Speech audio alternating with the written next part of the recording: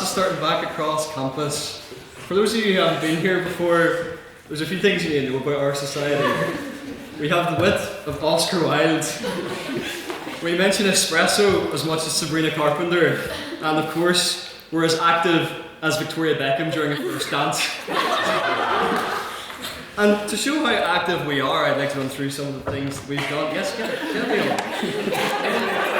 You want to lock on it? I don't want to know what you're doing with it, okay?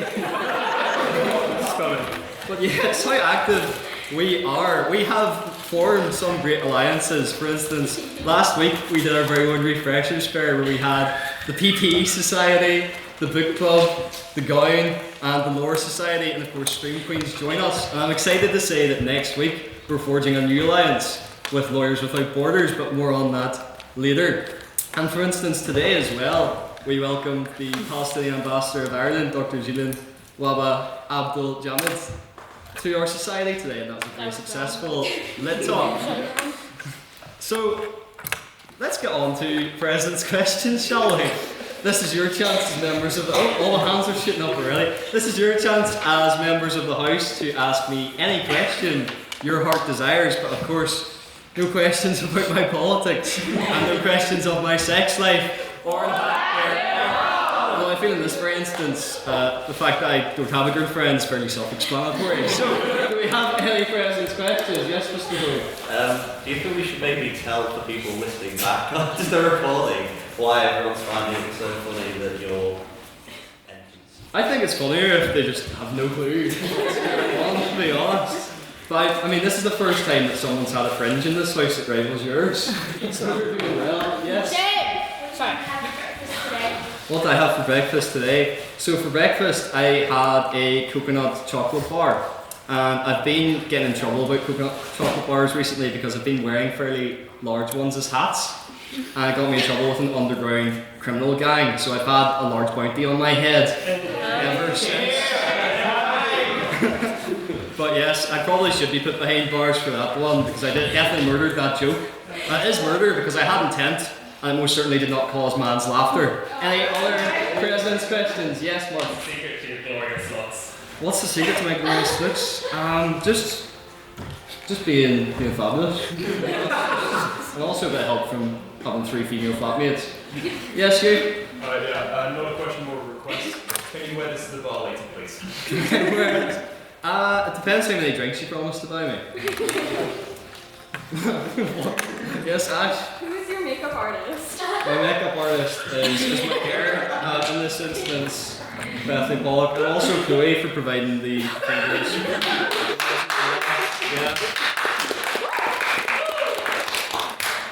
Yes, Mr. Spratt. Mr. President, you referenced your lack of girlfriend. Do you think after tonight I refer back to last week's answer about a boyfriend at home. In this instance, Matthew. I wasn't here last week. You weren't here last week? Oh, well, I've let the cat out of the bag then, haven't I? Any other President's questions? Yes, Flynn? Mrs. Claudio, sorry, Mrs. President. Mr. President, did it not cross your mind you could have just died? Very black. Would have had the same effect. I'm not tan. I don't have an orange face, do I, Flynn? Everyone seems to be mistaken, thinking I'm dressed as Claudia Winkleman. I'm actually just Jaden dancing away. So. Any other President's questions? Yes, Leon? Should we be banning you from going near any sofas anytime soon? Very good. Yes, Henry? Who wears it better, Siobhan McSweeney or Claudia Winkleman? Oh, well, I mean, I'm a bit biased in this situation, so I have to say Claudia Winkleman, of course. Or me. But any other President's questions? Going once. Yes, Madam Vice President. Do you think if you, well, how do I phrase this? Do you think you give people nightmares tonight with that? That would imply that I didn't already give people nightmares. But yeah, this certainly won't help. Any other President's questions? Yes? Would you call yourself a pretty princess? Oh, look, Mark, if you want to call me a pretty princess, I'm not really boosting my self-esteem. Yes? Might you be posting a get ready news? Yeah, I need to let other people in on my secrets to my looks, so that might not be a bad idea. Any other President's questions? Going once. Going twice. In that case, yes. Very quickly, sir. Did you come up with this costume idea after the motion was set, or was this motion set because you wanted to dress up? I'm being exposed by Mr. Secretary of the Trust there. Yes, Mr. Spratt.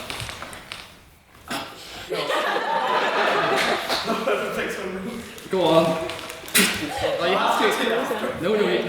Look, if you want to ask me out, Matthew, you can do it right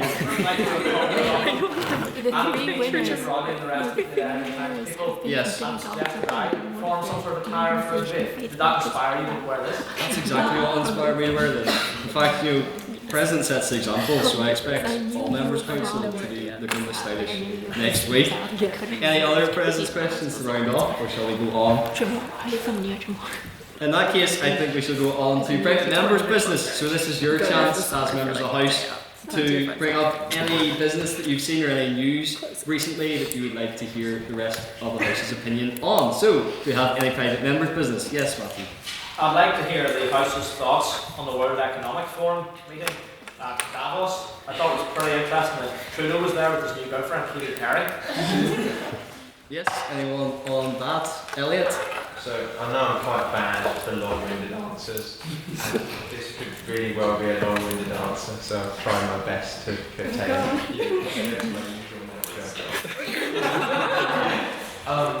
to start with, I thought the Trump speech, beyond like my personal opinions of Trump, was objectively a horrific speech for the WEF. He spent a large portion of it talking about the Greenland stuff, but also a large portion of it personally insulting Jerome Powell, the federal chairman of the US, which is not a good for an economics forum. I'm really impressed with global markets by talking about how bad my chairman is and the guys I'm interviewing to replace him. Particularly given that I think Jerome Powell has been a pretty exceptional chairman. We've also seen he's recently sued Jamie Dimon, I think possibly because Jamie Dimon spoke on the benefits and the wisdom of Jerome Powell. He then proceeded to kind of amp up and then amp down the Greenland rhetoric, and then eventually kind of acquiesce in exchange for just a theoretical framework of the deal, which I thought was really confusing. The term on Wall Street is, I'm sure you've all heard it, is TACO, Trump always chickens out, and that seems to have held true in this case. Now I've realised I've betrayed my original... I'm just going to cut myself off here. Any other sentence is going to go on to the diatribe? Yep, we'll pass on then to Hugh. I was a big fan of how J.D. Vance referred to it as a pit of Vikings to describe all of the US's closest allies and friends that they have really close trading relationships with. It shows very close friendships to refer to your friends as vipers that you can't trust. Anyone else? Yes, back to I this. thought it was very interesting about Mr. Macron's aviators. He says that he has some eye condition. I think the jet might have punched him again. I'm not quite sure which, but it's quite a look. Yeah. Anyone else on Summit or on Macron's affairs? I think his eye condition, but also I do think that my two favourite moments were when Trump said, without us, you'd all be speaking German, which was crazy to talk to Swiss people who speak German. Funny moment for him, if Biden did that, they would probably put him on spike or not elect him again. And then also, I love when he kept mixing up Greenland with Iceland, which makes me think Ireland's going to catch strikes. He just has to replace one more letter and then it's Ireland. So I do think the category in terms of imperialism for Trump will be Greenland, Iceland, and then us. So, yeah. Anyone else on Greenland or anything else which has been mentioned? Yes, Elliot? He also did a series of impressions of the Swiss. I can't remember if it's a Prime Minister or a President, and I think he confused himself over whether it was a Prime Minister or a President. He said, oh, Prime Minister or President, I think Prime Minister, I'm not sure, and then led into the introduction. But it was just, I don't understand how the kind of voter base is not embarrassed at his behaviour. It's foreign to me. It's the lack of education. Anyone else on that piece of credit? Yes, Rob? Another topic. You have a new one? Go for it. Could a tiramisu be technically considered coffee? Oh, great. Yeah, back to the culinary section of private members' business, which has become a bit of a staple. So, what's the question? Tiramisu? Coffee or Could not? tiramisu be coffee? Okay, yes, Flynn. Short answer, no. Long answer, it contains coffee, but you can't call it coffee because sweets contain sugar and you don't call them sugar.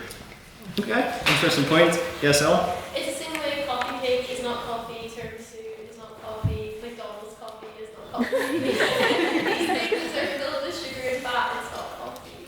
But I love tiramisu, but it's not coffee. A potential rebuttal from Rana? Well, technically, lady fingers are soaked in coffee, sorry, English.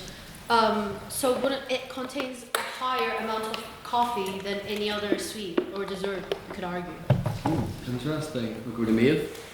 But would you also, at the same time, some recipes call for it to be soaked in some beer or wine? You wouldn't say it's an alcoholic beverage. Interesting. Rosa? Would we say an apple pie is an apple for containing a large quantity of apples? Yeah. Yes. Yes? Like just bouncing off. Should people be ID'd for tiramisu? For buying tiramisu? Because it does include alcohol. Interesting. It's like, it's given me a flashback to when I was a kid, and then my mum said that there was alcohol in the recipe, and I thought I was drunk for like the whole experience. Yes, Stuart? Yeah, when are we going to just get rid of one of the future debates to put this on instead? I think, yeah, that's a good drunk debate. Emergency motion. Well, maybe I'll forget. It's a good drunk debate, and in fact we could get people to eat a lot of tiramisu, and then maybe it would qualify as a drunk debate as well. Yes, Beth? that reminds me when I was 13 and accidentally mixed up the alcohol and the cheese, so put in 500 milliliters of whatever alcohol I was using into my tiramisu. Managed not to get drunk out of it and managed to get my parents not to notice. But I think the moral of the story is, don't let what other people think change what you want. If you want to eat tiramisu because of the coffee content, you can eat tiramisu because of the coffee content. If you want to eat tiramisu to get drunk, you can do the same. So I think we shouldn't be like constrained about what Ella McMullen thinks is coffee or not. I have to say that I did go to a lecture a bit tipsy because I had a tiramisu for breakfast. So different people. Exactly. You could just have a tiramisu with like some of the ingredients for breakfast as well. It's probably 8 o'clock somewhere, isn't it? Yes, Flynn. If we want to ID people to buy tiramisu, then we have to also ID people to buy orange juice, because orange juice is about 0.5% alcohol. Okay. Anyone else on IDing people for things with like 0.whatever% of alcohol in them? Yes, Colin? More just with tiramisu. It might be not Hugh's point. When's the society trip to IKEA? The cafe, which has some excellent and very reasonably priced tiramisu. That's a good question. I'll have to think back on that. But Lyrific and IKEA have many things in common because, of course, we're very well put together. Rana? Bouncing off for the orange juice ID, you should ID for vanilla extract. Because Okay. it's quite literally bourbon, like soaked in vanilla, so. Yes, sir. Not to go back to tiramisu.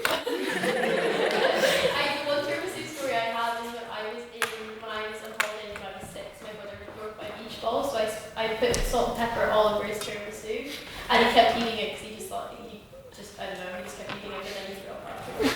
So the moral story is, do whatever you want with your tiramisu. Or don't trust Ella if she's near your tiramisu. Yes, Mr. Secretary. It would be a lot easier to provide the ID for our orange juice and tiramisu if we were all to adopt Keir Starmer's wonderful idea of carrying mandatory digital ID. And that could then identify who is eligible and who is not eligible to purchase orange juice and other. There you go. Who knew we'd find you practicality for that? Yes, Madam Vice President. Yeah, bring it down from that. Piggybacking off that, and then I think as well, pasta alla vodka. Oh, Tried that when I was in high school, threw up in the shower after. Lovely image. Yes? Should excessive consumption of alcohol before driving be decriminalised in order to encourage more tiramisu consumption?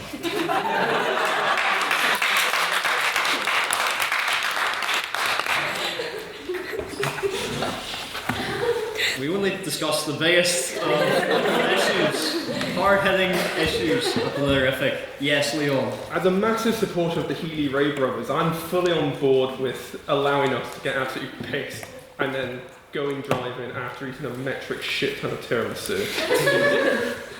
Yes, Ash. So is matcha tiramisu coffee or tea? Oh, we're bringing it back. Anyone on that? Is matcha tiramisu coffee or tea? Yes, Beth? Could it not be both? Like a coffee tea, coffee. Yes. Lynn? I go completely opposite of that. It's neither. It's matcha tiramisu. Okay, gold claim. Yes, Rana? I think in that option, that would be tea. So, because matcha is tea, even though it has high caffeine content to it. Neil? Yeah, but would you add it? Would you be soaking the ladyfingers in the matcha, or would you be adding it into cream instead to make it? That's what something they do both. That's why I was wondering. Yeah, we'll go to the two more hands that are up on this. Rosa? I've seen numerous matcha flavoured coffees advertised, though I've been too scared to try them myself. Does that, in fact, become a tea at that point? Okay, and to solve all of these culinary issues, Mark. It's matcha not grass, so.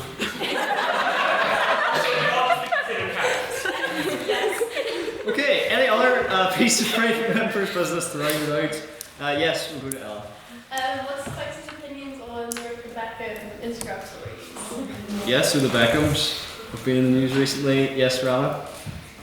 I think a lot of people forget how influential Victoria Beckham is, as well as it's been kind of over-exaggerated a bit as well. It's just family drama. It's just done in front of millions and millions of people. Like that's a regular Friday back in my family, so you know, it's kind of over-exaggerated. Anyone else on that?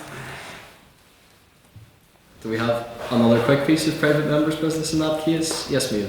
What's the House's opinion on the House laws backing the under 16 social media ban in England and I think pushing for it to be all the UK? Yep, social media ban. Yes, Hugh. I look forward to the day where I don't have to hear the opinion of anyone younger than me, so I think it's right there. Anyone else on that? I hear from the two fellas at the same age as my little brother in the corner, by the way. Yes. As someone who is regularly terrorised by their 15-year-old sister, I would absolutely be delighted if we could get her off social media. That would be a much better place. Fair point. Yes. I disagree. As a 15-year-old, I have great fun cooking politically senile people on social media. So I think we should keep it going. I think it's fun. Thank you. Rosa? Would this then increase the areas of the internet in which you have to produce a digital ID of some form to access? I don't know if I trust Instagram with my driver's license or other private information. Yes, what? I think it depends on how well the UK implement this. If they take any notes from Australia, someone will have it hacked in about 32 minutes, I'd say. Interesting. Yes, Ella? I think people forget how bans work. Like, people talk about this historically, they're like, how are they going to implement it? How are they going to get it? Everyone's hopes. But the whole idea of these kind of things is you make legislation and then companies have to abide by it, otherwise they'll have to pay a little money. And that's great for us because public spending and we get money. Lawsuits are great. So it's like, why? Everyone's like fear-mongering, like, how's it going to work? How's it going to work? You write legislation, they have to abide by it, and then the companies are prosecuted, parents are prosecuted, children are prosecuted, and then they just becomes a socially unacceptable thing to do, the same way it is to smoke in a Victorian hall. It would be the same thing. Like a 15-year-old in and have an iPod and 10 years Mr. Secretary of the Trust. On a similar note, I think this ban doesn't go far enough. I think it should be like the smoking ban. I think the age should be set to 16 and then incremented by 1 every year. Yeah. Feeding off what Rosa said about Instagram, and like all jokes aside, my mother is 47. I have signed, she got a new phone, and I was signing her back into her Instagram account, and she had to submit a form of ID to like sign into an Instagram account or a create a new account or something. And I don't think that's at all required, and I wouldn't at all trust the government to be holding my passport or my driver's license or anything like that. So I would agree with Rosa. Yeah, I'll take the 3x3 grid of which one of these squares contain traffic lights any day with a digital ID. Yes, Elliot? I'm coming around to the ban, and I think I very much agree with the motive and some form of this, like I did with the OSA. But I do think that the implementation is very important because companies don't have the same priorities as governments where they want to protect their citizens' data. and they can have legally compliant but inefficient solutions. Like, I think we saw for a lot of that for the OSA, solutions that didn't do enough to protect customers' data or didn't do enough to protect children, and a device level solution that may have taken more effort but would be better and more effective wasn't taken.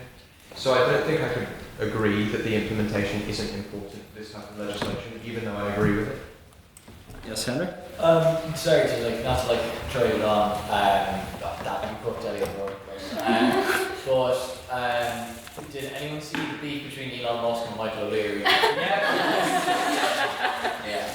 Yeah? What are people's opinions on that?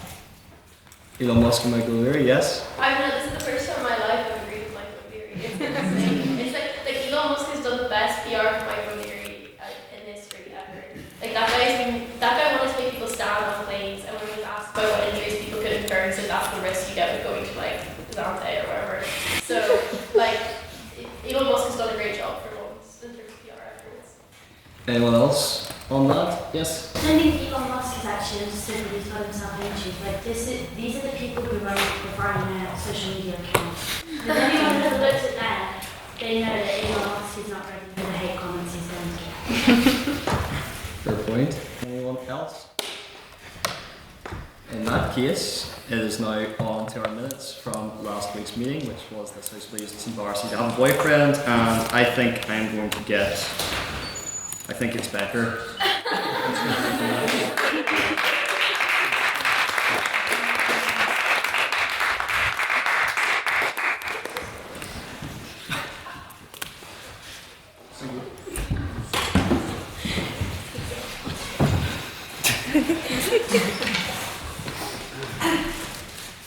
On January 15th, 2026, the Queen's University Belfast Literary and Scientific Society convened for the 13th ordinary meeting of the 177th session to debate the motion "This House believes having a boyfriend is embarrassing."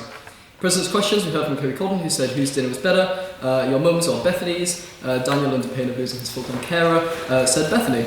Bethany remains in Daniel's care. Private members' business we heard from Ellen McMullen, who said, what are your thoughts on heated rivalry? Daniel then asked, what is heated rivalry? Ray described it as gay hockey players having sex in the shower. Daniel then started to smile a bit.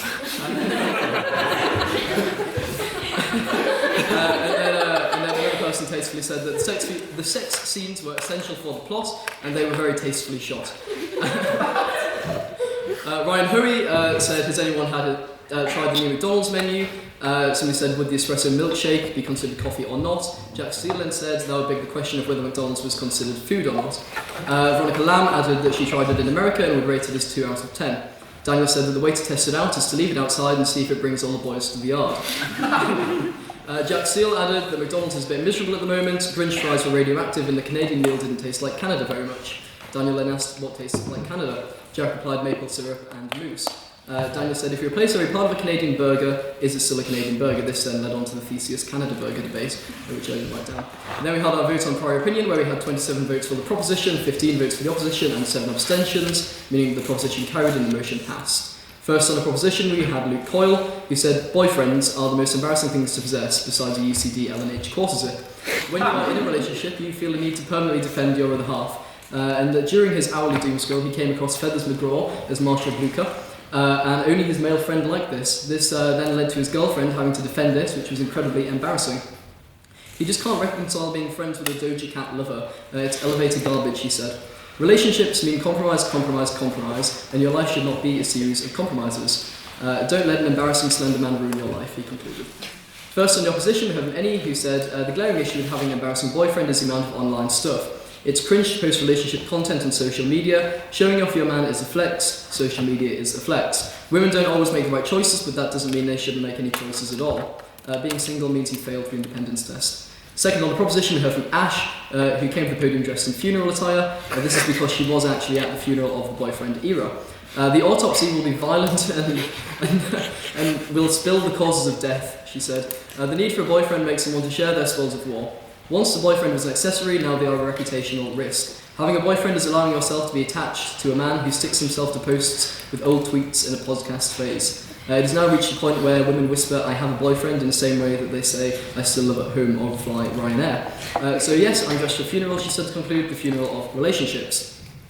Second, on the opposition, we heard from Elliot Dickey, who said, I have many speeches I'm proud of, but this is not one of them. You're on day 6 of a 7-day bender and getting sauced with the DUP lads on some prime Teresa dance moves.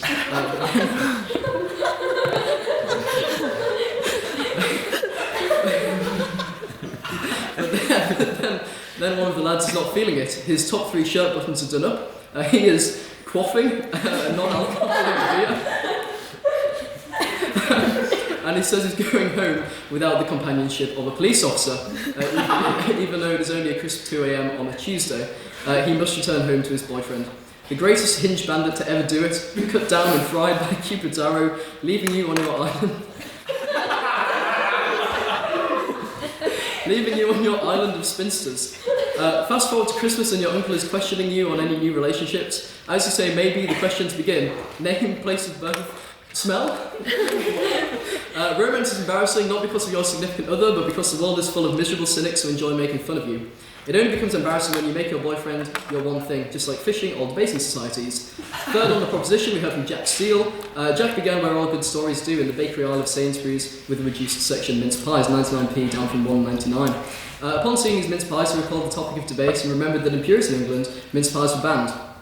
Running with this idea, he recalled also that it was illegal to have a boyfriend in Puritan England. And then moving naturally to Victorian England, where there were lots of intimacy rules, he thought a little bit more about the nature of relationships. You could have a suitor or a courtier, but having a relationship was a no-go. Although Queen Victoria didn't outlaw lesbianism, but did specifically outlaw sodomy. Having a girlfriend was therefore okay and not embarrassing. The term boyfriend actually insults the nature of a relationship. The term boyfriend only brings Instagram stories and badness. Having a relationship should be like foreign policy, Jack said. Strategic, measured, reasoned, and rooted in what is the best outcome for him. EJ then spoke for the whole chamber by questioning if that is why Jack is single. Moving on from the Victorians, he said that Beyonce published Irreplaceable in 2009 after having embarrassing relationships with men. He then revealed that this was an attempt to connect with us all. He then said that he's led to believe there's an application called Grindr. Jack continued by saying that certain colleagues in the room may be aware of an application called Grindr, and for those in the room that are aware of Grindr, they will know that relationships, he then called out Ryan Hoey, on that app are very uncommon. To finish, he then mused that maybe we are returning to puritanical England with no mince pies and no boyfriends. Finally, third on your position, we had EJ, who said the proposition is proving that dating can be embarrassing, though it's still technically possible to have a boyfriend and not be embarrassed. If a man manages to make it past a rigorous screening process and date her, then proceeds to embarrass her, she would dispose of him violently.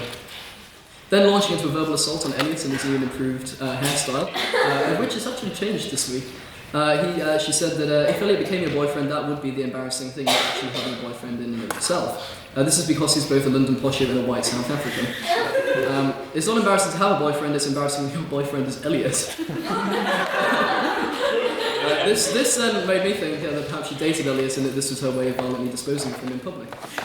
You're missing out on living your life because of a stranger on the internet who ridicules you, she said. Live your life in cringing glory and date men. Before concluding that this debate should really be about what men can do to stop embarrassing their girlfriends. Finally, we had the vote on speakerability, where we had 18 votes for the proposition, 22 votes for the opposition, and 8 abstentions, meaning that the opposition carried and the motion fell.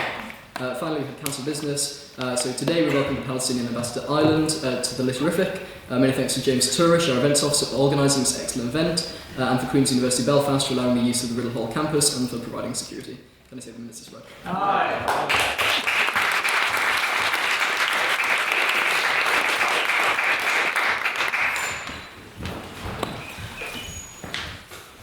Thank you very much for that, Mr. Secretary. And now the reason that we're all here tonight, members of the House, welcome to the Traitors.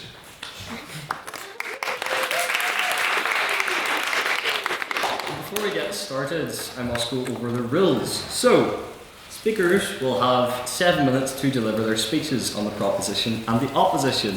The first minute of your speech and the last minute of your speech is protected time, which means for the 5 minutes in between, you have unprotected time. This means you're open to receiving points of information from members of the House or your adversaries on the other side of the debate.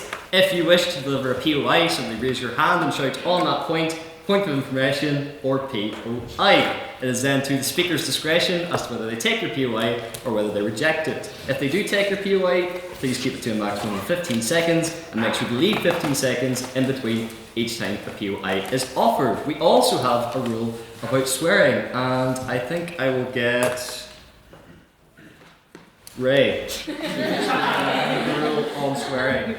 Yes, if any speaker or anybody from the audience while asking a question at the end of the debate swears, you will owe the House a bottle of port.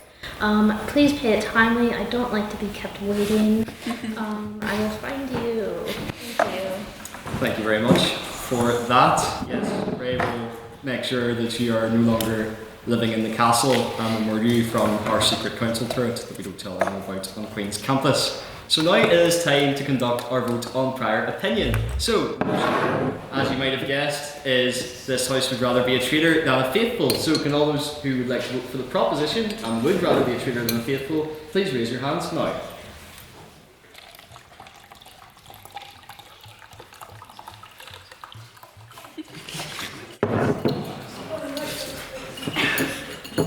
14, yes. And can all those who would like to vote for the opposition and would not rather be a traitor than a faithful, please raise your hands now.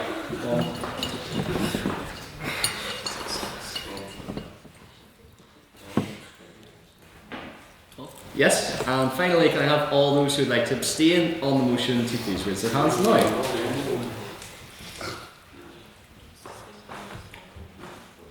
Well, yeah. Mr. Secretary, can I please have the results on the vote of prior opinion? Yes, with 14 votes for the proposition, 13 votes for the opposition, and 11 abstentions, the proposition carries and the motion passes.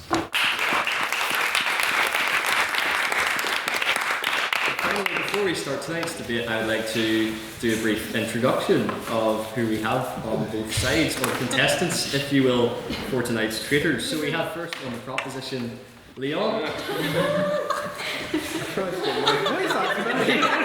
We have second on the proposition, Lyra. And to round off the proposition of your traitors tonight, we have Luke.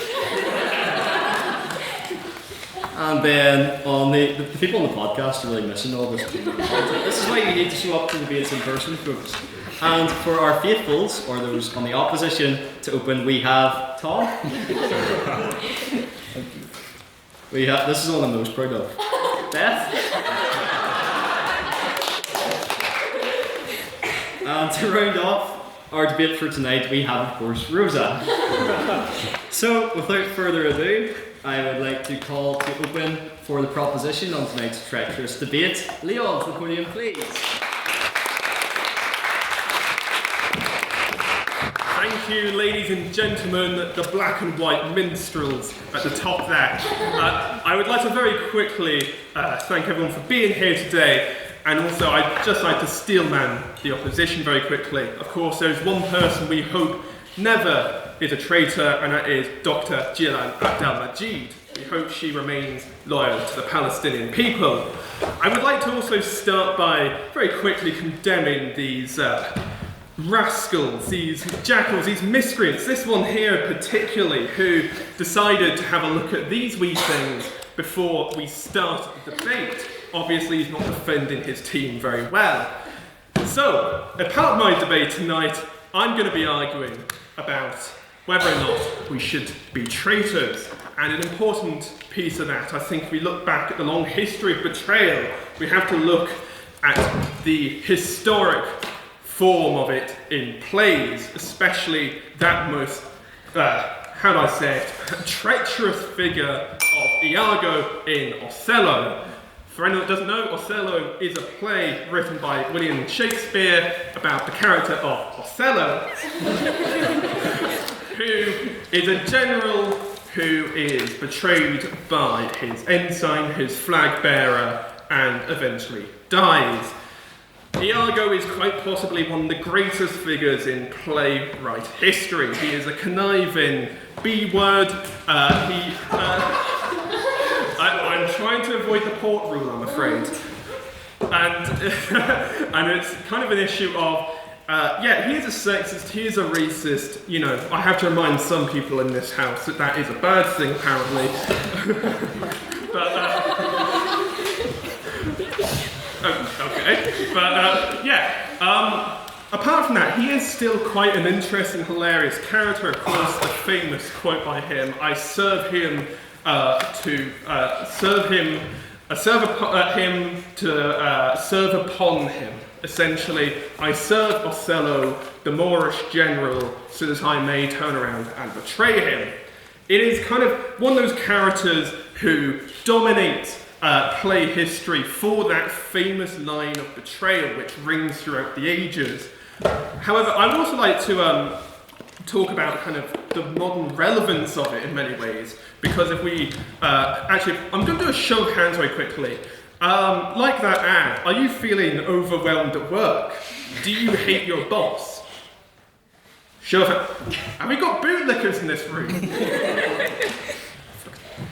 You guys are going to be shot when the revolution happens. However, who here has a rich friend who it really annoys them and, their death would be at most a mild inconvenience to them? Can I have a show of hands? Then in that case, Iago is the man for you. After all, he killed Othello, being a bit of a racist in the process. However, he also killed that annoying posh Ponce, Rodrigo, who funds his operations, prepares the murder of Othello, gets people drunk to make it easier. Anyway, Iago decides to dispatch of him because, let's be honest with you, having a bumbling rich person... I'm sorry, I'm looking at the two people I know that aren't rich in the room, sorry. He gets rid of him because he's a bit of an idiot, generally speaking. However, betrayal is not just great in historic plays, we see it throughout modern media as well. Famously, of course, showing my decline in sort of my artistic consumption, Star Wars. Darth Vader is quite possibly the coolest traitor. He does it twice. First of all, he betrays Samuel L. Jackson by letting him be roasted alive. Secondly, he throws his own boss down a weird shaft thing. I think we could all agree, or at least all of us who are employed, which I have a feeling isn't many in this room, would happily do to their bosses. The other figure in history, however, it also made its appearance in media, is of course von Stauffenberg, the general who assisted in the July plot against Hitler, trying to blow him up. Unfortunately, it didn't really work. Hitler just became a bit more of an adult maniac. However, once again, that kind of shows the brilliance of betrayal. Of course, not only can you use it to betray good people, which isn't necessarily great, however, it can happen, but it can also be used to betray some pretty awful people. I mean, on a show of hands, who here likes Hitler? Guten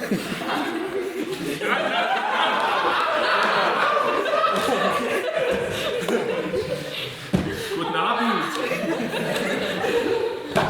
Warum machst du Hitler? Ich möchte fragen. I'm sorry, Baker, you're going to have to enjoy doing the translations. Oh, I'm not translating. But yeah, so that's the thing.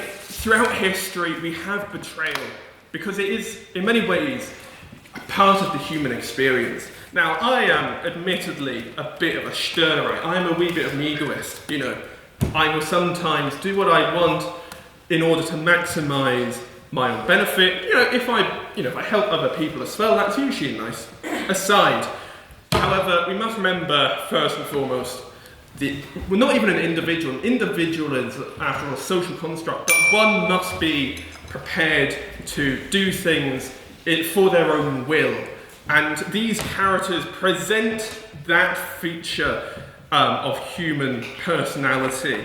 After all, we all want to not kill or maim our bosses, but at least give them a wee bit of a scare. Rich people, I'm not going to say any more about that. If we had the chance to become the ruler of a galactic empire just by throwing an ontologically evil old man down a shaft, I think most of us would take up the offer, or at least I would. And if I was a right-wing aristocratic general who had the option of taking out one of history's greatest monsters, I may or may not take up the offer. But apart from that, I didn't actually write the rest of my speech because I wrote it in my Irish language course book, Garmalish Galapaja, and Grove Mina Margaret.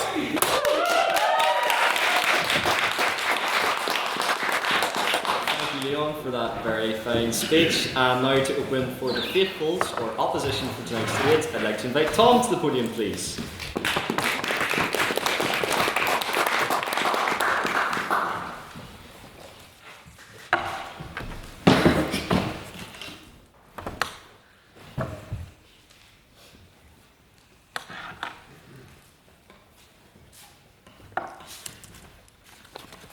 Mr. President, ladies and gentlemen, good evening. I am told today that today's motion is based off a popular TV show called The Traitors. However, I must confess to you all that I just know absolutely nothing about the show. I've never watched it, I've never heard of it. I heard about it for the first time when actually reading the turn card. And frankly, I was quite confused when I saw on the group chat our external convener appeared in a cloak. And I must admit to you, I'm still a little bit quite confused about the fashion choices of certain individuals in the room today. Nonetheless, I have come here today to speak on the dire matter of treachery, which is something I do know about. In fact, I might dare to say that I am an expert on the matter. POI? As a member of the Conservative and I'm happy to take a POI. Oh, it's by the way, I was got you a tour, but you seem to have answered it already. So, I'd like to issue a warning about choosing to be a traitor instead of a faithful. And to do this, I think we must look at the history of treachery. It all started long ago, in the first instance of treachery, the betrayal committed by Cain against his brother Abel, where Cain led Abel to a field, and out of jealousy for his offerings to God, Abel struck down his own brother. And what happened as a result of this? God heard Abel's blood crying from the ground. A deafening sound. And so everyone knew the traitorous nature of Cain. God placed a mark upon his forehead. I warn you today not to be a traitor, because the blood of those you betray will scream from the ground. And your treacherous nature will be as obvious as a mark upon your forehead. Question. Please. To you, what is a traitor? A traitor is someone who commits treachery, is someone who betrays someone that is faithful to them, who betrays the trust of others. People will hear your treachery if you commit it, and they will treat you accordingly. A betrayal can easily become a pattern, and a pattern of betrayal can easily become common knowledge.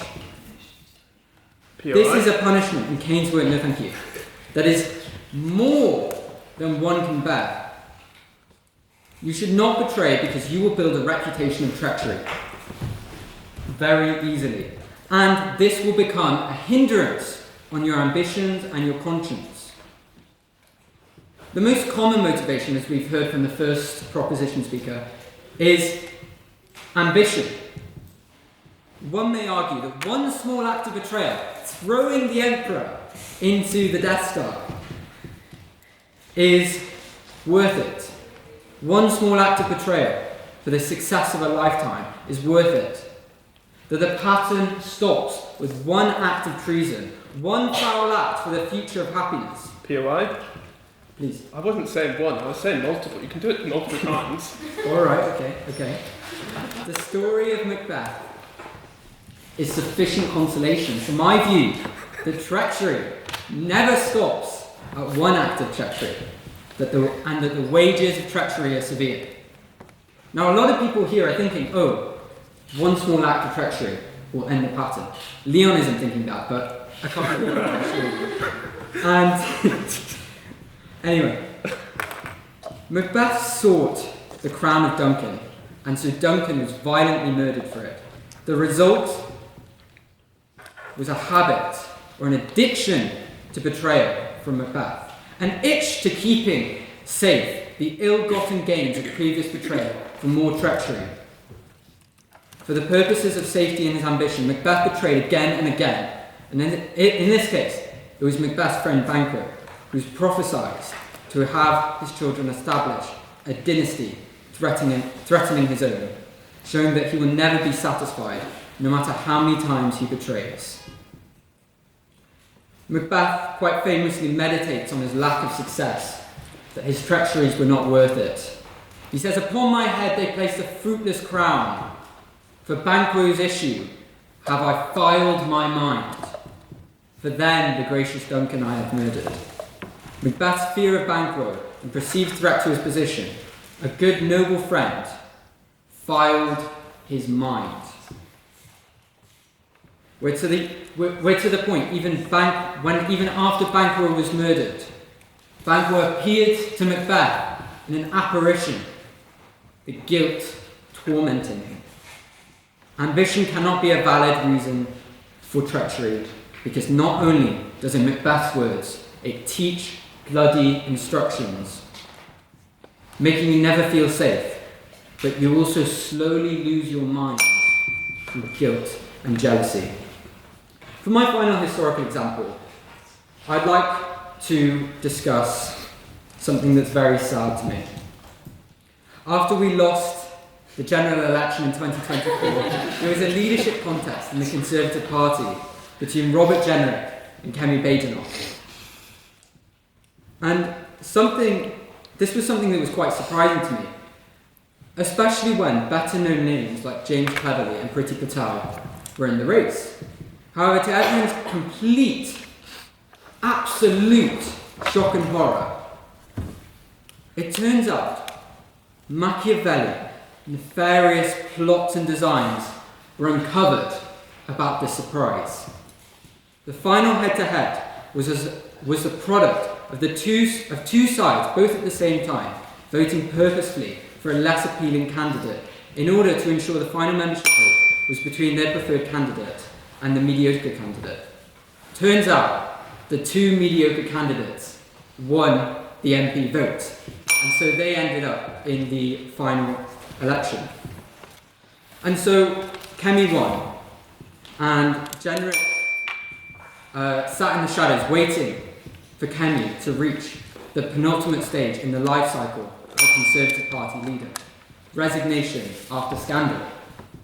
Something to everyone's surprise, it did not happen. And so Jenrick committed the ultimate treachery. He joined Reform. But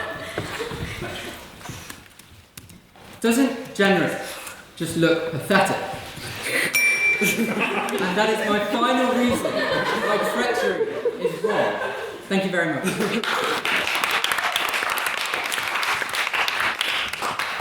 Tom, for that very fine speech defending the faithfuls, although not faithful to the allocated time, but that's besides the point. Second, for the traitors, I'd like to invite for the main speech Lyra to the podium, please.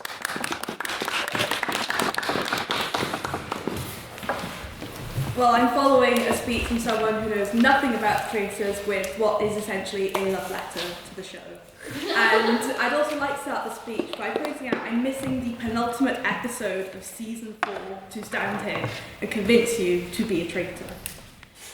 Also knowing I would be a very, very bad traitor. In fact, my mother said I'd be so bad I would be the next Alan Carr. But he did win, so I might take it as a compliment. The names of many game shows tell you what they are. Pointless. You try not to get points. The wheel. You just spin around on a wheel. And catchphrase.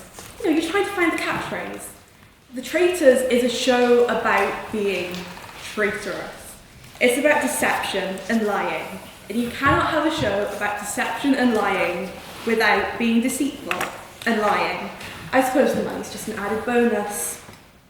The role of a traitor is arguably 10 times harder than that of the faithful. The faithful get to be their genuine selves for the whole 4 weeks. The traitors cannot do that because they have to lie. PUI? Yes. Isn't it better to be your faithful self? Like, isn't that the ideal kind of thing? No, because sometimes lying can be fun. Take, for example, all the secret relationships you get in the show. I think that's quite fun, and it adds in an element of entertainment for the viewers. And then there's the entertainment of traitor versus traitor at the round tables. Fiona and Rachel this season, they just went for each other. And yes, okay, it got a traitor out, but it gave us iconic moments. And then there's watching the faithful get it wrong. For me, there's nothing more entertaining than watching them get it wrong. And poor Joe Marlin, celebrity traitors with the big dog theory. He was right, just no one believed him. It's the problem with the faithfuls, no one believes them. Last night's episode, spoiler alert if you haven't watched it, it was great. But if James had accused Matthew earlier in the season, everyone would have just called him unlucky. Because that's what the faithful get called. If a traitor got it wrong, they would also be unlucky. James is now being accused of a traitor, which is great, because it means another win for the traitors. In season 2, we had the first win from a traitor, Harry Clark. It was the most iconic moment of TV, of him yelling, "I'm the best traitor in the world." I know I would not be yelling that, I would be crying Claudia Winkle's shoulder, much like Alan did. Yet despite all this, I would love to be the secret traitor, an addition for season 4. I'd be honoured to continue the line of Welsh divas being traitors, but realistically, Charlotte's Welsh accent was the most traitorous thing of season 3. Without the addition of the traitors, we would only be watching a bunch of strangers sitting around eating breakfast and solving puzzles. Where's the fun in that? Yet I think we would still have the iconic moments of Alexander's backwards nursery rhymes and the unforgettable image of Celia Imrie wailing into a well. Being a history student, the word traitor takes on so many different meanings. For me, it would mean 4 weeks in Scotland eating tiramisu for free. For Anne Boleyn, it meant losing her head. And yet I think there are a fair few historical figures who would be great as traitors. Napoleon, for example, he'd have the strategy, he'd have the genius. He'd either win or be banished within a week. Oscar Wilde, I think, again, he'd be a wonderful traitor. He would be able to talk someone into banishing themselves, which I think we've also seen a fair few times season 4. And my last historical figure, Trump. Well, let's be realistic, he'd be the faithful that got murdered on night 1. No one likes him. The faithful get to do so many cool things. They get to murder, sometimes in plain sight. They set the faithful up against each other. They control and manipulate the game. They have all the power.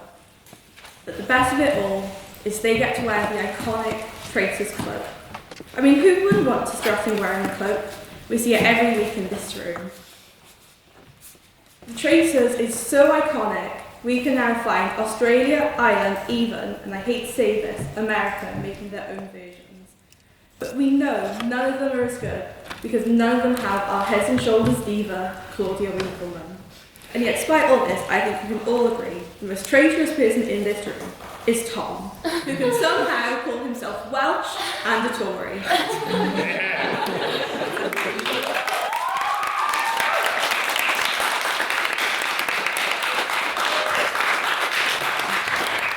Thank you, Lyra, for that very fine speech. I would now like to invite second for the faithfuls, Beth, to the podium, please.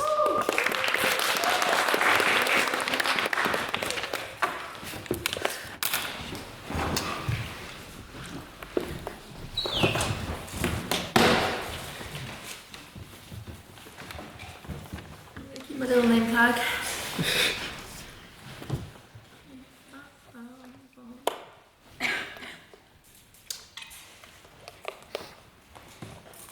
Imagine with me, guys, You're a middle-aged man. Life is difficult. You're in a dead-end, fake job, being overtaken by AI. Your boss hates you. Your wife hates you. You're in a loveless marriage. She won't put out anymore and she cries herself to sleep. Your kids kind of suck. You've never vibed with them. He wants to be something, an actor of all things. And your daughter won't talk to you because you called her fat that one time. You're at a breaking point. Life is rough. So you go out where no middle-aged man should be, but they always are, Kremlin. You go out and you see a hot young woman in the club and you think, this is it, lads. Life is worth living. And you get with her. It's great for you, not so great for her, but you don't care. But then the unthinkable happens. Your wife finds out. She divorces you, and you think, I'm free. No more nagging little wife, no more ball and chain. This man can spread his wings. And you download Tinder, and you start swiping. The max age you put is 25. And yet, despite the fact that you've lost 3 pounds, no woman will text you back. You see your wife has a much younger man now all of a sudden. She's happy, she's smiling. She never did that with you. Your kids, they're growing up. Your daughter doesn't invite her to a wedding. The son becomes a successful actor. Maybe not, maybe. I don't care. And all of a sudden, you're 70, 75 years old, and you're in a nursing home. Pretend that's real. And you're sick, and you call your kids, and you're like, babes, I want to see you one last time. And they say, no, because you betrayed us. You were a traitor, and you die alone, like so many men do, because they betrayed their families. Ladies and gentlemen, is that the life you want to live? I say no, because all this yap about like the TV show, which unfortunately I have not seen, or about like Star Wars, which why would you want to be Darth Vader? They're based on the Nazis. Not to break that rule in chamber, but it might be a fun idea to begin with, but do you, in real life, want to be a traitor? And I say, no, it's not fun. Marry a woman you love and treat her well, and you will, or even don't cheat on her with some young thing in Kremlin, because she won't leave you no matter what, and you could end up with your wife at the end of the days. So betrayal is bad, and betrayal, like when Baker is telling you he's writing short and funny minutes, and you find out they're neither. And I would never personally betray people. I've never been in a relationship, but I have friendships, ride or die friendships. Like when Ella asked me to do the speech last minute, and I did not know what the Traitors were. I've never watched the Traitors, and I've never really been betrayed in my life. But because I am faithful to my friends, I am standing here today and giving you some yap about faithfulness. Now, let me tell you a little anecdote about my great granny. Now, lad, this is a true story, actually, and I'm not lying to you. I'm being faithful right now. Question. Yes. By definition, every revolution is betrayal of authority. Was the Haitian Revolution justified? Was This gets me on because even when I am doing chamber, I need to stay faithful to the superior form of debate, British parliamentary. No. Let's define what betrayal is. Because were the Haitian people betraying the French? No, because the French were never on their side. The Haitians in their revolution stood with Haiti and their people. They, in their own value, stood against it. In apartheid, did Eliot's family stand?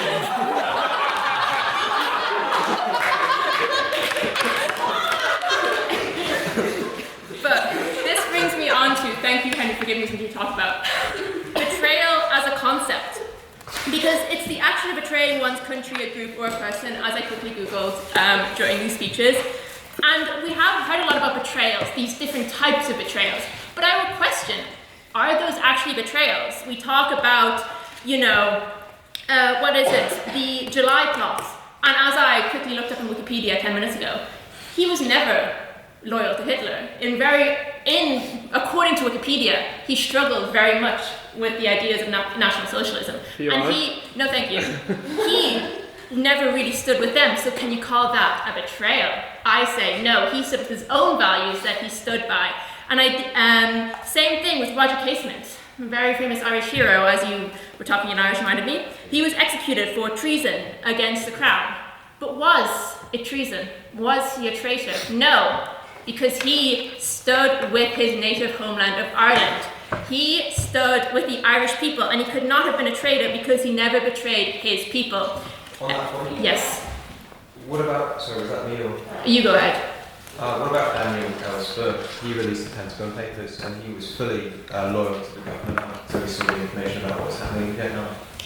Well, can you truly be loyal to something you don't know anything fully about?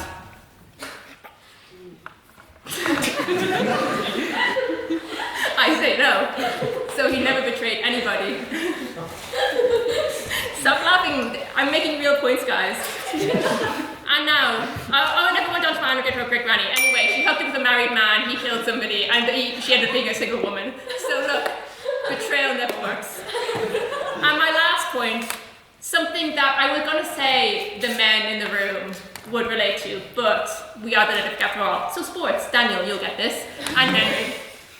Do you betray your team when they're bad? No. You stand by them. When Oscar Piastri fumbled the World Championship, shoved it away, and I had to cry myself asleep that Lando Norris won. Oh my God. Did I burn my Oscar Piastri merch? I got so close to, but no, I stayed loyal. When the Pittsburgh Steelers, once again, went 10-7, made the playoffs, and immediately got knocked out of it, did I stay loyal? Of course.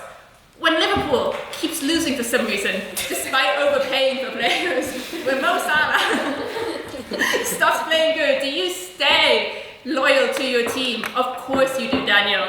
When Ireland, once again, fails to make the World Cup, hopefully not, but when Ireland has consistently failed to make the World Cup or any sort of relevance in the sporting world outside of boxing, and not rugby, unfortunately, do you stay loyal? Of course. So that's why you should be a faithful and not a traitor.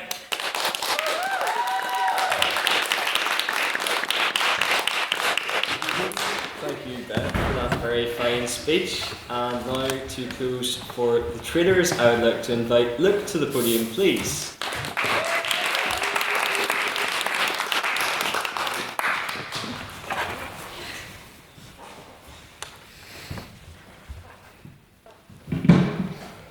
So, Mr. President, officers and Litterific House, or should I say players, welcome to the round table, even though it's much more rectangular.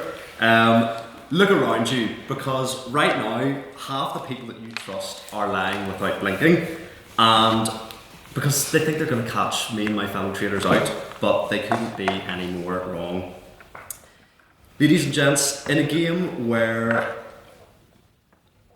survival is the key, the faithful can chat all they want about loyalty and righteousness, but when it comes to survival in the game, those principles go out the window. They may swear they'd stay faithful and that they'd be 100% faithful, but if there were a green cloak on that table, or a red one this season, you can be guaranteed they'll all be wearing it. Undoubtedly, this house would much rather be traitors than faithfuls. So my first argument will be that when you're playing the game, the traitors have much more strategic superiority. On that point, Go on, Matthew. I'm a bit confused here. Maybe you could enlighten me.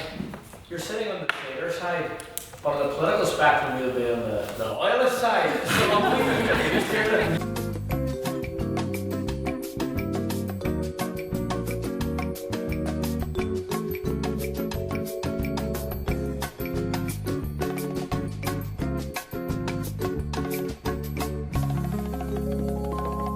So, in a game where information is key and you need control, traitors are the ones that are only actually playing. They know the identities of everyone from the get-go, and that holds so much power. Faithfuls are not detectives, and that was clear this season with Amanda. Even when you are one, you still get yourself banished. Faithfuls don't lose because they're bad faithfuls. They lose because being right is dangerous. Again, knowing identities is so key. The faithful are completely in the dark. The traitors know who's who from the moment from the moment our Claudia taps people on the shoulder. In terms of murders, the biggest opportunity in the game, the traitors strategically kill those who are sharp and dangerous and keep the idiots alive. Because it is those who claim that they're 100% faithful that do the most damage. Like Kate Garway, who, when she screams at the top of her lungs during breakfast that she thinks there's been a recruitment, there's never actually been one at all, and she just stirs the pot. In a way, the traitors are playing chess while the faithful are playing Guess Who, with these facts that they just pluck out of nowhere because people are given treacherous behaviour, and look where that's got them in every season so far. In terms of the second strand of my argument, being a faithful is just psychological misery. Integrity, go on. I haven't seen the show, but wouldn't you argue that being a treacherous evildoer is worse for your conscience? How can you live with yourself if you routinely lie? And surely that's just not a good time. Well, I would guarantee you would do your utmost on the show when there was £100,000 at stake. So I'll leave that there. I think any of us would. The faithful are in permanent paranoia from the get-go. They don't mistrust the strangers, they mistrust their allies, they mistrust their 100% faithfuls. Every whisper is evidence and every act is treachery to them. And they just label it with this gameplay. You're a traitor because you've said this wrong about me, or you've shouted at me over breakfast, you must be a traitor, and that gets them nowhere. Even when the game's over and you're on the outside, the psychological torment continues. How could anyone being a faithful in that game come out and act normally around people? You're always going to think you're being deceived and you're being lied to, so that shows you that the traitors have the upper hand in the game. The biggest flaw of the proposition is that they'll argue kindness and loyalty, as we've heard, that you need to remain loyal to those that you trust, because they would do the same back to you. But those traits don't stop you getting murdered in the game, because they only make you a target, and as we've said, crush your chances of getting the money. Go on, Beth. What if you don't care about the game? Why have you entered it in the first place? And get the TV attention. You are. Order. As I've already said, the 100% faithfuls are the most dangerous. They can attest to that all they want. They said episode in, episode out, and yeah, that might make them beloved amongst their faithfuls and even amongst the traitors. But that's because they know they're the easy pickings and that they can use them to their advantage. Because again, traitors have the upper hand and they're the ones that control the game. The faithful are just the pawns in it. You are? Go ahead. I'm assuming that traders then have an additional pressure on them to perform well, because if they don't perform well, then they will be caught out. And isn't that also pressure on the traders to then lie well? Because if they don't lie well, that's $100,000 on the line too, you know. So. Yeah, I mean, totally. There's pressure. It is a pressure-filled game, but those traders that are the best, I'm pretty sure our Claudia picks them for the right reasons and know that they're strong characters that will take it to the final. And if you've seen the show, you can see they get recruitment chances and everything. But that is a test, and you can't deny it's a lot of fun to be a trader rather than just a kind of headless faithful going around. The final strand of my argument is that the whole show in itself rewards betrayal. None of us, well those of us that watch it, are not tuning in to see the teamwork of the faithfuls. We're not seeing, we don't want to see their chumminess, we want to see the chaos that ensues that is made by the traitors. The murderers wipe out people with defence, you come to the round table and you get banished even though you're a detective or the most loved player in the game, all because of one wrong move. It even goes into the inner workings of the show. The music doesn't swell for the faithfuls, it swells for the traitors, and that just adds to the game's inherent favouring of the traitor side. I couldn't be true to the traitors team if I didn't just briefly mention two of the greatest that there's been. Obviously Harry Clark, if you've seen it, he is probably the best traitor that there will ever be, and he's already been mentioned, Alan Carr. How you at first instance would think he's the worst traitor ever, and he becomes the winner. It's just a testament to the power that the traitor can have. You can be awful and you can go on to win big things. So in conclusion, you are only faithful until the chimes of the midnight clock go, but if you're looking to survive the breakfast, you have to be a traitor. I have been and am still at the end of my speech a traitor, and if it is my choice between crying at breakfast after somebody shouted at me, or plotting in the mysterious turret, I'm taking the cloak and I'm being a traitor. Thank you.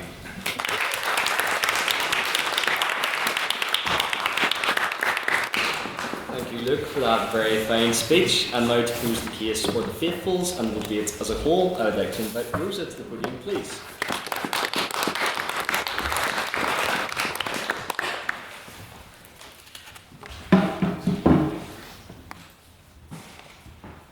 Ladies and gentlemen, both traitors and faithful among ye, this motion, this proposed blasphemy, that this house rather be a traitor than a faithful, is not merely a question of a low-stakes charity prize reality TV show.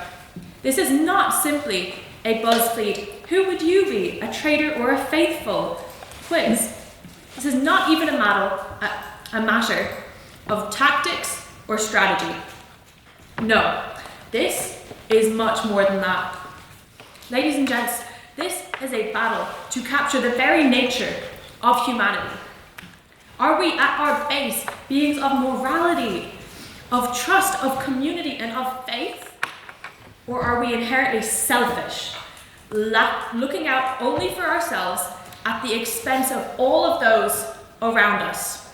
Traitors. We are engaged in, to paraphrase the immortal words of Lin-Manuel Miranda's James Madison from the hit musical Hamilton. You guys might not be cool enough to have heard of it. A battle for our nature's very soul.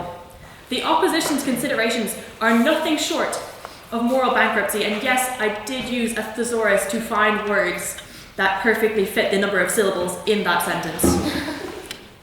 Liam talked about Shakespeare. While talking about Shakespeare, famous writer of tragedies, might I add, so maybe we don't want to be emulating his characters? Would Romeo and Juliet be the incredible love story that it is? Had Romeo betrayed Juliet and failed to show at her fake suicide at the end? Would The Jester in King Lear, a story at its core about loyalty versus betrayal, be the favoured character that he is at her suicide, not the very thing designed to show the audience the depth of his fall from grace? These isolationist beliefs, and it is isolationist, for even the traitors will turn on each other at the slightest push, are a product of our inherent oppression under a capitalist system. Now hold with me, I know we're discussing this next debate, it's only one point. We are split and divided, turned against our fellow man, just as the faithful turn on each other for fear of a traitor in their midst.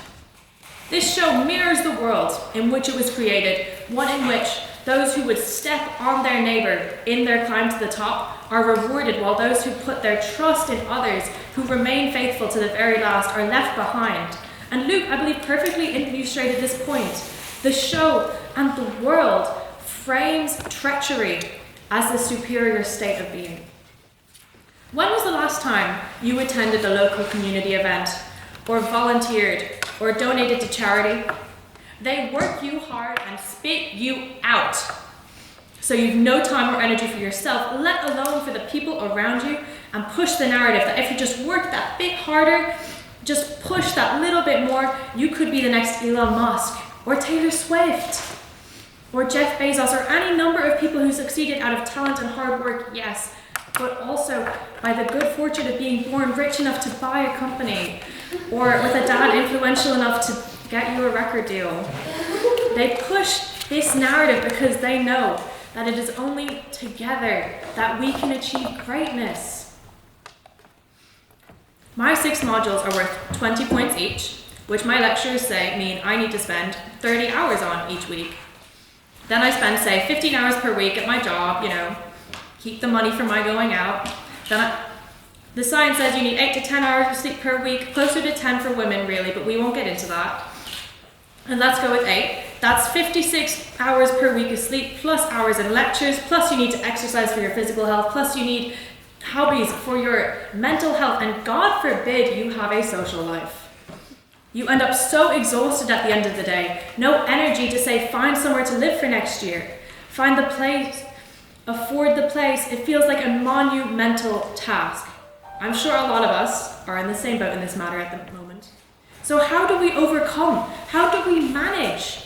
You get a group of people together, people you trust, to split the bill and split the work. Your friends, your community, your faithful. Do you truly want to be the kind of person who would betray that trust? Who would abandon your house, your housemates, to go behind their backs and live on their own, on your own?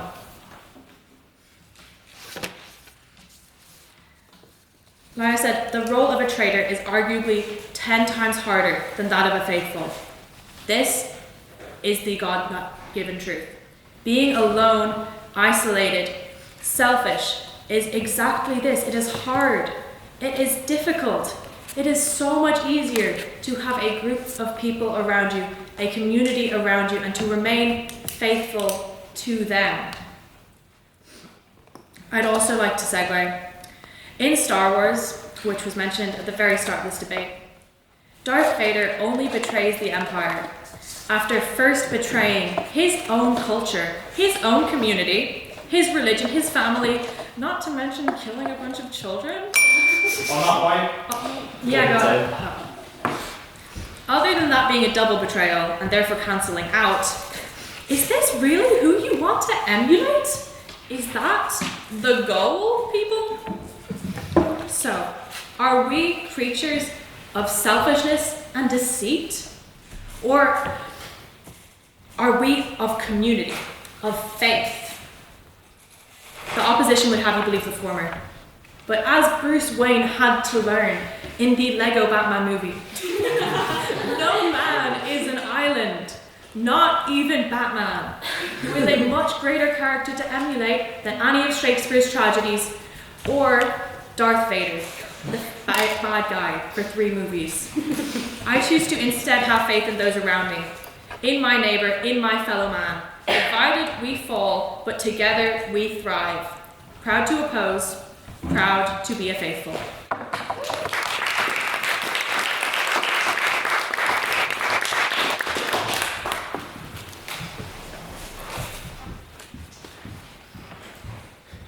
Thank you, Rosa, for that very fine speech, and to all of our speakers for what has been an incredibly entertaining debate. There we go. In fact, that one doesn't feel quite accurate. I'll maybe go for this one instead. There we go, that seems a bit better now. Anyway, now it is time for questions. So, if you as members of the House had anything or heard anything tonight from our speakers that you wanted to question a bit further, or you feel that something was overlooked or not mentioned in tonight's debate, this is your chance to get a bit more elaboration from our speakers. So, do I have any questions for the proposition or the traitors from tonight's debate? Yes, Luke. Right, so Leon, a lot's been made about Star Wars. Yeah, I didn't have a life when I was younger, so I love Star Wars. Now, the coolest character in that, and indeed in all the fiction, is Obi-Wan Kenobi. Now, if you think about Obi-Wan, he was faithful to the Jedi Order, he murked Darth Vader, he was the coolest character, and he's known as Space Jesus. Why should I not emulate him and his faithfulness rather than Darth Vader, who lost like 3 of his 4 limbs in the process and died after a second betrayal? Why couldn't I be Space Jesus? Well, Darth Vader got the first boss down a shaft. I think that kind of tops anything really. Like, you know, that's the level of anti-capitalist zeal I'm willing to bring to this debate. Thank you, Leon. Would someone from the opposition or faithfuls like to respond? Yeah. I mean, Leon makes a lot about like this anti-capitalist throwing down the shaft. Mind you, this man ruined an entire galaxy to work for this man for his job application. So, like, that interview he did was crazy, you know, consequences for everybody else. So, like, I don't think one kind of act of, yeah, actually maybe the fact that like my wife is dead because of you and I'm an absent father to my kids is going to change for the fact you threw him down the shaft after giving him all the power and like murdering kids and all your friends and family for like, what, a spacesuit? Thank you, Beth. Do we have any other questions for the proposition or traders? Yes, I'll go to Leah. Would you agree that the show exploits the fact that people like to see others suffer, which is kind of why everyone betrays each other and why they enjoy killing each other so much, or they enjoy the fake killing each other so much? Would you agree that this is a very dangerous part of human psychology that the show just exploits and encourages? Would someone from Proposition or Traders care to respond? Perhaps you should, seeing as you actually care about the show. Yeah, I think it's just what makes the show entertaining. It's, yes, okay, there's dangers in the wider society, but you don't really see them acting traitorous once the show's done. They're faithful to everyone else, really. Thank you, Lyra. Would someone of our faithfuls care to report? Yes. I've never watched the show, but this is actually one thing I follow quite closely in the Traders, is that the Traders are really bad for showing that people have really built-in biases of certain groups of people. So say, for example, when it comes to being on the round table, it's always the woman of colour who gets accused of being the traitor, whether she is that or not. And if you're a gay man, you're more likely to be seen as a faithful because internal bias. And this is true, guys. You see it in the show. I'm not making this up. But I do agree that it does, show the worst of people in terms of trading, but also highlights all the kind of bad internal biases we have on different groups of people, and highlights that in the show, and does low-key make you a worse person because you have to then pick out from what I have seen in the show. There's nothing to prove that you're a trader. You kind of have to go and look at you and be like, this one looks a little suspicious. As my granny said when she was on jury duty, he's guilty of something. Thank you, Beth, for that one. And then do I have any questions for our faithfuls, the opposition tonight? Yes, Matthew. I think all the Darth Vader hate is very unwarranted. I would like to hear your thoughts, considering that he brought peace and security and justice to his empire. I mean, I'm sure I can really see that's why that's something you think, Sprat.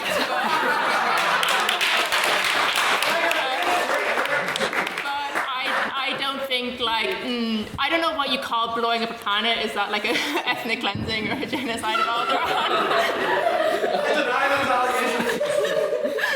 But he blew up one planet, murdered a bunch of kids, left his wife for dead. Attempted to blow up a second planet. Abandoned his kids. Blew up his daughter's home planet as well. I think Darth Vader. I think you can kind of say that he has a cool theme to him. Also, his soldiers are bad at their jobs. They can't shoot. They look bad. They're just copies of a cooler clones for the good guys.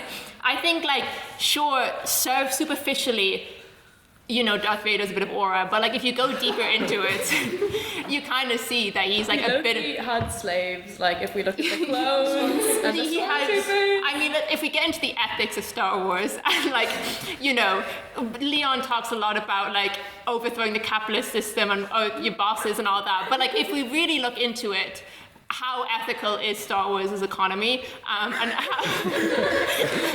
what role does Darth Vader play? And obviously the job has some very good medical benefits, because I don't know how he's alive after all that, but is it worth it if the job gave you 3 missing limbs in the first place? But you get good medical benefits, but I must have stumbled into the wrong debate.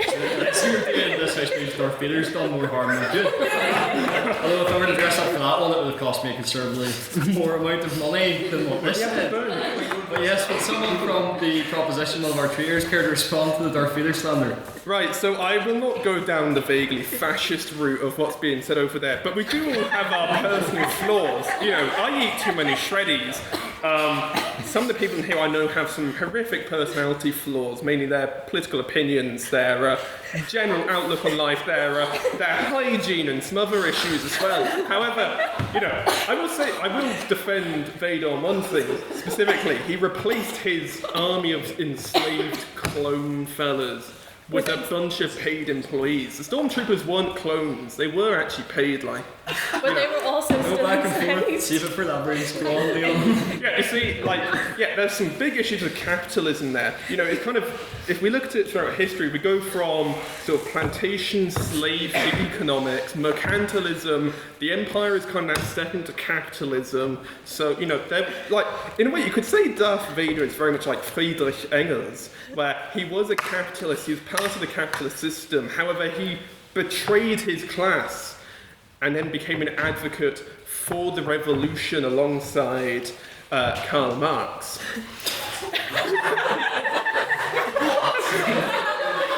I mean, I feel like we're really sticking true to the spirit of the show, because just like the spirit of our show, the contestants at the table went on a mad tangent. No bearing on anything that's been discussed before. So, do we have another question for the opposition, please? We'll go... Yes. Just like to this day, that we are weeping for the fact that Brutus betrayed Caesar, should we consider England to be a traitorous state for betraying the rightful ruler of the land, which is France, since 1060?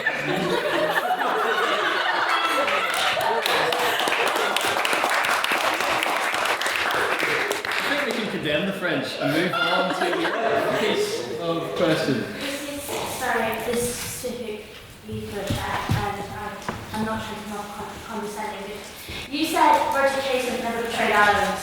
I had to break it to he was a British civil servant before he was serving in South America and in South Africa before he got involved with the agency. So really, he was a traitor, not a traitor. No. This brings me back to the discussion of what is betrayal and can you betray someone without all the facts. But there's also a bigger thing, which is Roger Casement is known as the grandfather of human rights, and through his work for the British brought him to places like the Congo, like Bolivia, and all these countries where he then called out the human rights abuses being perpetuated against those indigenous people. So even though he did serve for the British, which was at the time the power in charge, whether you liked it or not, he did actually do a lot of good in his charge as a British representative, and he did a huge amount of good. Like was it Amnesty International is based off of him and his work. We wouldn't really have our views on like maybe don't kill 10 million Congolese, don't cut up their arms and legs if it wasn't for Roger Casement. And I'm not joking, guys, like it sounds like I'm joking. It's true, the Belgians were horrific people. Belgians did a lot of war crimes in the Congo, and it's only because of Roger Casement we know that. So I do think there's also the talk of like, can you do, if the good outweighs the bad, is it really bad? And I would argue that no. And then at the end, he went through the thing, as I read on Wikipedia 10 minutes ago, he went through and was like, lads, this is actually not that great because Britain is a colonial force, even though a lot of people in this chamber think that's a good thing. So, I mean, he wouldn't have liked Elliot's family and then quit his Elliot's ability to catch strays, even though he's not on the debate, is something to be studied. But thank you for that, Beth. Would someone from the proposition or traders care to respond? Yeah, I mean, that kind of doesn't take away from the fact that he was still technically a traitor. You know, he had been an employed member of the British civil service. He then turned around, got guns from the Germans. That suggests the guy didn't really care much about his contract in the British civil service. However, I also want to use that to go back to something that was actually said in the debate. You talked a bit about Stauffenberg not necessarily liking Hitler. However, he still swore an oath to Hitler upon signing up into the Wehrmacht. So even if he didn't believe in Nazism, you know, like millions of other people in that system, you know, like I think Gerhard Schröder's father as well, and some other political figures, even if they didn't believe in this, they still signed up to it, and they were legally traitors because they had been contractually and obligationally forced to support the system. You know. Thank you, Leon. And finally, do we have any abstaining questions? This is a question not for any side in particular, but put evenly to both sides. So, for instance, if it starts with, well, I think this one applies more to the proposition, or, well, I think this one applies more to the opposition, I have a gavel. It's fairly heavy. I have good aim, and you'll find out. So, do we have any abstaining questions? Yes. So, I think really what we've seen here is that the point Beth tries to make is that we should be faithful to our own ideas, and the point that Leon tries to make is that we should betray the structures that oppress us. I would like to know, what both sides say to those points directly. Specifically, when Leon says, let's betray, let's be a traitor, should we betray our own ideals in service of something else? And Beth, should we be faithful to organisations that aren't necessarily good? Could someone from the proposition to respond first? Well, I mean, there is very much the ideas of Max Stirner where they come into this where, is there really such a thing as having your own beliefs as such? They are constructs, they're not objective, they're sort of fluttery things that you can kind of play around with. So it doesn't really matter as such. You can betray what you necessarily believe in if you think it kind of gets you some other benefits in the long term, I suppose. Thank you, Leon. Would someone from opposition to respond to that? I mean, I definitely think it's much more important to stay loyal to your own beliefs and not an organisation because, organisations can go awry, as we've seen. Let's say the US, the UN, those kind of things. You could pledge loyalty 10 years ago. Well, the UN have done a lot more bad things over the years, like Bosnia in the 90s. But the thing is, you can agree mostly with an organisation and still be allowed to disagree, and that shouldn't make you a traitor. So I do think it's a lot more important to stay true to your own beliefs because that's when you're not going to betray anybody because you're staying true to yourself. Whereas with an organisation, you're going to betray your own beliefs, which can lead you to do bad things. But I'm not a humanities student, so I don't know the name for that. But yeah. Thank you, Beth. And did we have one final abstaining question? Yes, Rana? This is going to be a vice versa question. If it was 100 grand on the line, would the traitors become a faithful, and would the faithfuls become a traitor? Interesting question. I mean, that's a really interesting one. It comes back to the social construction that is the term traitor and faithful, because in a way, by taking the money and ceasing to be a traitor, we are betraying this construction. Therefore, we can never truly be a faithful. So it depends, really. I don't think there's an answer. I think that's just a paradox, But congratulations, you've destroyed the universe. I hope you're happy with yourself, you evil human being.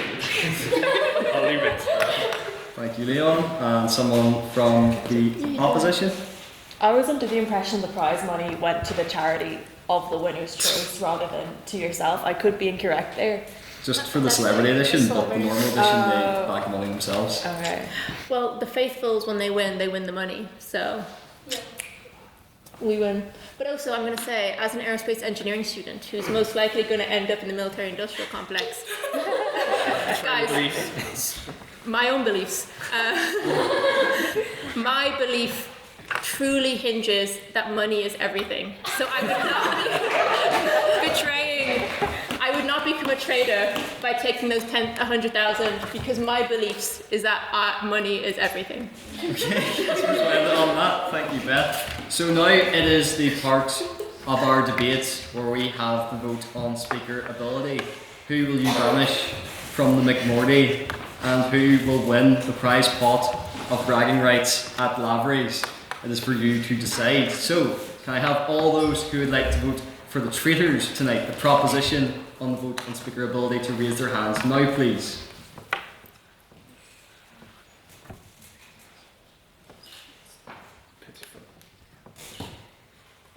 Yes. And can I have all those who would like to vote for the opposition, the faithfuls from tonight, to raise their hands now, please?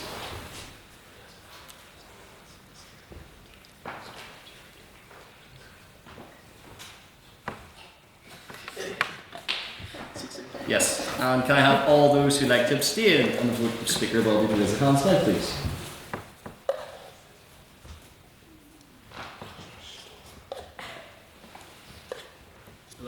Yes. Mr. Secretary, can I have the results from the vote for speaker ability, please? Yes, with 10 votes for the proposition, 16 votes for the opposition and 11 abstentions, the opposition carries the motion forwards.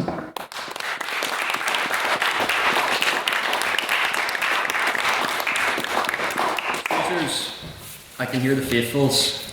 They're laughing at you right now. But yes, congratulations to you all for what has been an excellent debate. And it's been a very exciting debate too. And speaking of excitement, you'll notice at the back there, if we could go back to the QR code and all the events that we have on coming up. So yes, you'll notice that we have our turn cards newly printed. You have small ones on your seats, and also ones down the middle here. And to draw attention to some of the very exciting debates and events that we have coming up, I'd like to open the floor to council announcements. So, members of council, we have any announcements? Yes, Mr. External. You go first, Lynn. Hi everyone, I'm sorry I'm dressed up. I have not become a Tory overnight, I promise. Before this. But yeah, Happy New Year, and just on a few external things. So firstly, competition training will be starting next Monday at 5 PM in PFC, with rooms to be confirmed as well. So that's 5 PM in PFC. Baker, that's also me telling you to book it for the first time.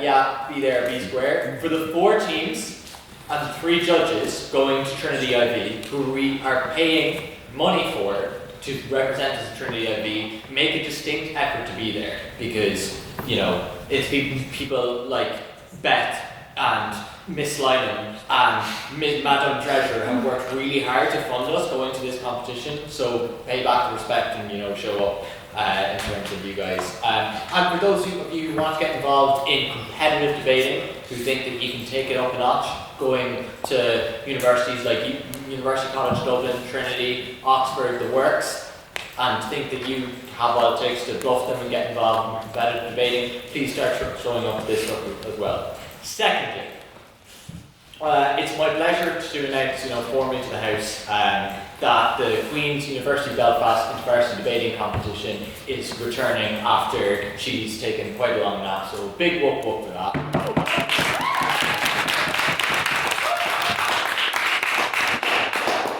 That will be held on, save the dates for this, the 28th of February and the 1st of March, that's a weekend, so a Saturday and Sunday.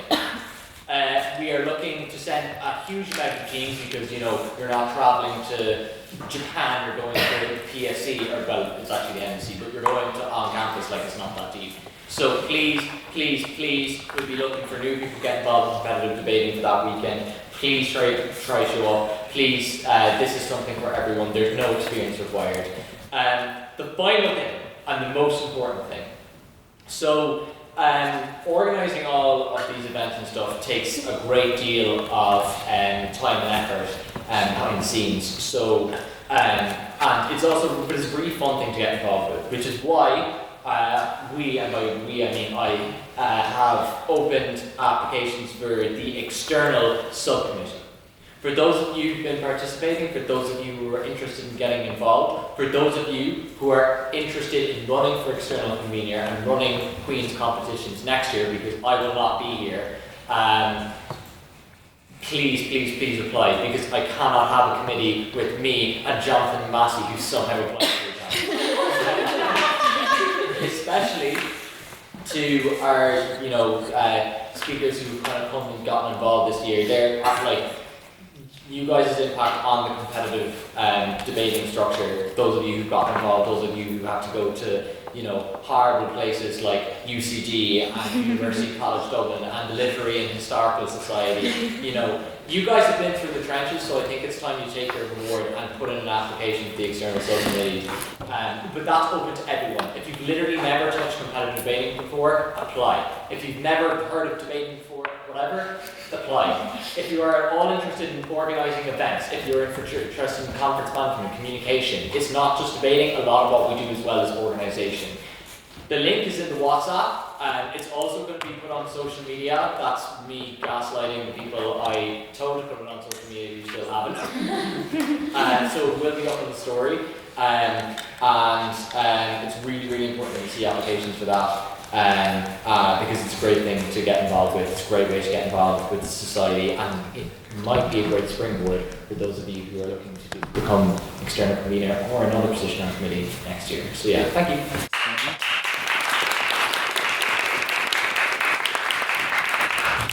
Yes, Madam Eternal. Hi. So yeah, as per usual, everyone was amazing today, and it looks like everyone was able to speak. Even the ones who had seen the TV show, aka Beth, were peer pressured into doing it. So yeah, it's been absolutely amazing. The mailing count is going up high, but I'd like it to be a bit higher. So if you haven't spoken before and you're turning for debates, I know usually I say something kind of sarcastic like, you should be speaking at debates, but please debate debates, because me being aggressive hasn't really worked this semester anyway. So it's a really great opportunity. you are helped the whole way through, like to the best of my ability. You're in a WhatsApp group chat, it's very collaborative. So if you've never spoken before, it really isn't as scary as you think, and you don't have to have debating experience. Most of the people who are here came here with absolutely no debating experience, and now they're flying up and down the podium like they're experts. With that said, next week's debate is "This House believes capitalism has failed the West." Another thing Jonathan Massey has very promptly applied to speak on, so that's one space taken. But it's a very, very popular debate topic, but unfortunately, and this isn't against the men, but it's very male dominated, the people who've applied to do it. So the girls in the business, the girls who love to talk about money is everything. Please consider applying as well, because it's, to have 4 guys just going against each other for a whole day, please. And also, I'm going to be really, really busy next week, so I will have the group chats made by Sunday. I know most people who have spoken know I usually make the group chats around Wednesday, and I can be a little bit kamikaze with that. This time, the group chats will be made by Sunday, so if you want to speak in this debate, come and harass me tonight, or on tomorrow on campus. I will be in Grand Central around 4 or 5 o'clock to get a bus back to Strabane, so that's also a time, or you can do it the conventional route and message me on WhatsApp. So please, if you want to speak in this debate, don't leave it to Monday or Tuesday, because the speakers will be picked.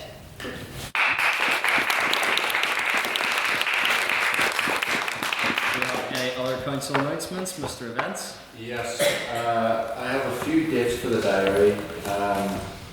February 9th, we're hosting Declan Long. He's the co-writer of the BBC series Blue Lights. You may have seen it or maybe not, but it's very popular at the moment, and we're hosting him hopefully February 9th. And then we have on February 24th, Daniel Mulhall, the former Irish ambassador to the United Kingdom, the United States and Germany. And then on April 13th, we're hosting Peter Taylor, who is a veteran BBC journalist. He's written many books on the Troubles. There will probably also be many other lit talks, but they're just in the process of being made. Please do send in suggestions to myself or to the council group chat, or the council, WhatsApp, for suggestions, which we want to do here from you all. So thank you.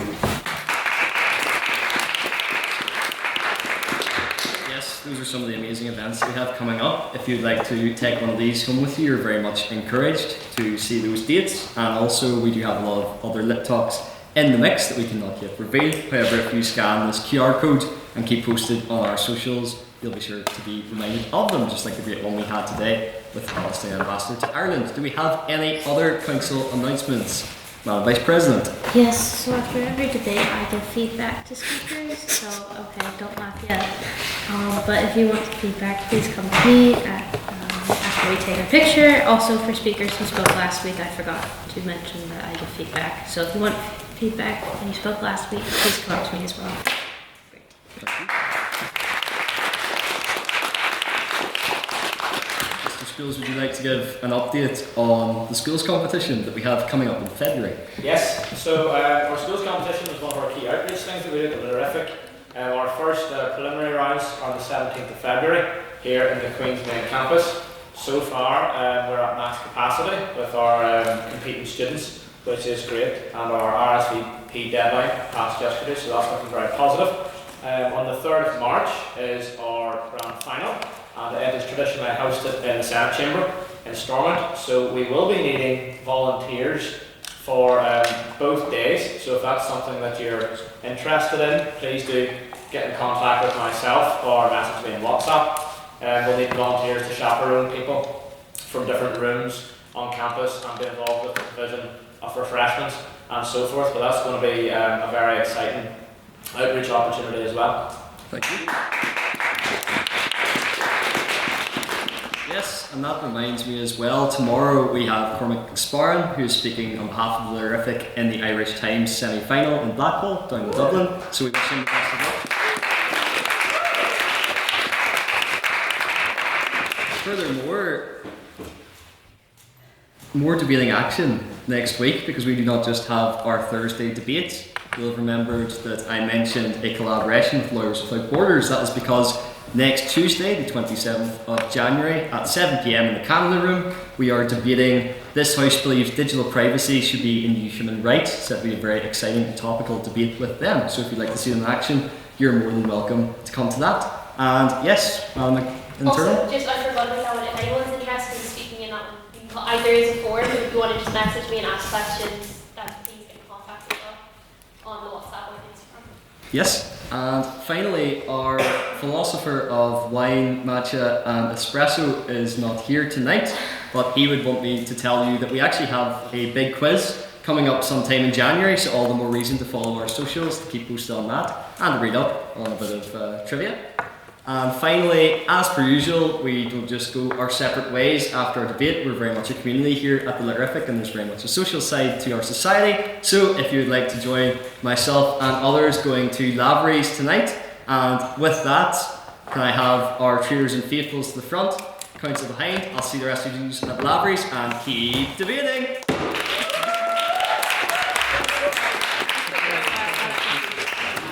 Well done, well done. Thanks, so is yours. And I love that you actually, sorry to say, your makeup is so good. I love it.